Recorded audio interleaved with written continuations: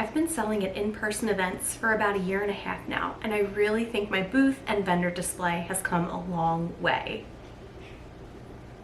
But if you're like me and running your small business on a budget, you probably can't afford to spend a ton of money all at once upgrading your display. So I thought I'd share some of the ways I've improved my display while still sticking to my budget.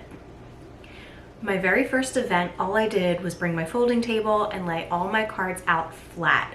And if you've done any research so far on improving your display, you know that that's a huge no-no.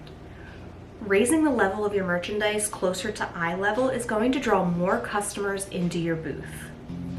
So to do this, I started by making my own card displays using foam board from the dollar store. I'll link a tutorial in the description that I wish I had seen before I made my own card displays.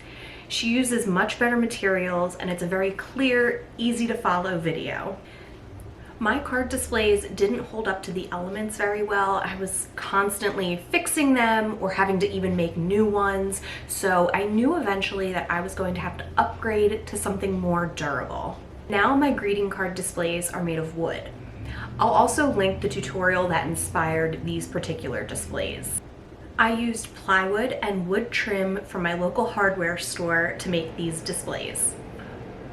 In total, this cost me about $70 to make 2 displays, and it definitely required a lot more planning and equipment, like a saw and wood glue. But I felt like the time and money was worth the investment because now I know that these card displays are going to be with me for the long haul. One of the quickest and easiest ways that I'm able to raise the eye level of my displays is just by using good sturdy cardboard boxes. These particular boxes I just wrap in craft paper so they're a little bit more inconspicuous. These boxes are a quick, easy, and cheap way to raise the eye level of my display by just a few more inches. Like my original card displays, these are not a super durable option, so you may not want to use these at an outdoor event where it's going to be windy or rainy. I now have wooden crates that are much more durable and a better option than the cardboard boxes, but I didn't have them for my first several shows. I knew I wanted to add them to my display, so I kept my eye out for a sale at Michael's, and as soon as they went on sale, I used some reward points so I could get an even better deal. So speaking of shopping, dollar stores, thrift stores, and yard sales are all great options for you to look for inexpensive things to add to your display. But my main piece of advice there is just don't be afraid to be picky. Just because it's a bargain doesn't mean it's meant to fit into the vibe of your display. It's okay to take your time, wait for a sale, or just be more patient when it comes to finding the perfect items.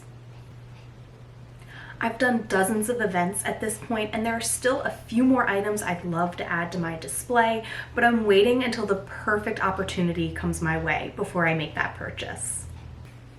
I hope this was helpful for you to find some ways to improve your own display, and best of luck on your next show. Bye.